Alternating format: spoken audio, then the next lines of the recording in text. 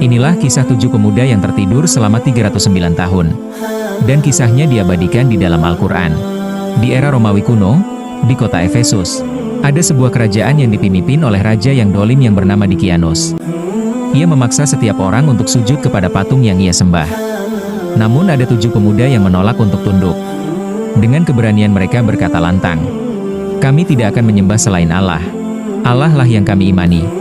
Suasana hening sesaat, lalu amarah raja meledak. Kejarlah mereka, siapapun yang tertangkap salib di alun-alun kota.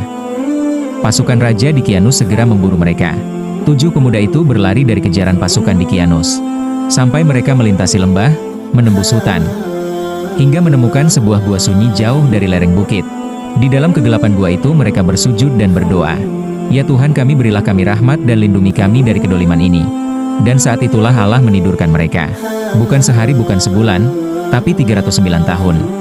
Selama berabad-abad tubuh mereka tetap utuh. Kuasa Allah membolak-balikan posisi tubuh mereka pada saat tidur, agar tidak rusak, dan seekor anjing setia yang bernama Kidmir berbaring di pintu gua sebagai penjaga. Hingga akhirnya 309 tahun kemudian, mereka terbangun dan wajah mereka tetap muda. "Berapa lama kita tertidur?" tanya salah seorang. "Sehari atau setengah hari mungkin," jawab orang yang lain. Karena lapar, salah seorang dari mereka turun ke kota untuk membeli makanan.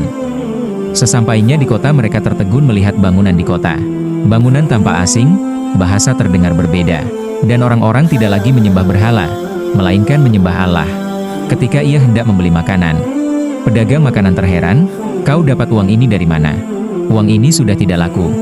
Singkat cerita, kabar mengenai 7 pemuda ini menyebar dengan cepat. Kemudian orang-orang membawa 7 pemuda ini ke istana, menghadap raja baru yang soleh dan beriman kepada Allah. Di hadapan raja itu mereka bercerita tentang pelarian mereka dari Raja Dikianus yang dolim, tentang tidur panjang mereka di dalam gua. Sang raja soleh menangis mendengar cerita itu. Ia sadar di hadapannya berdiri manusia masa lalu, bukti kebesaran Tuhan yang mampu melakukan segala kehendaknya.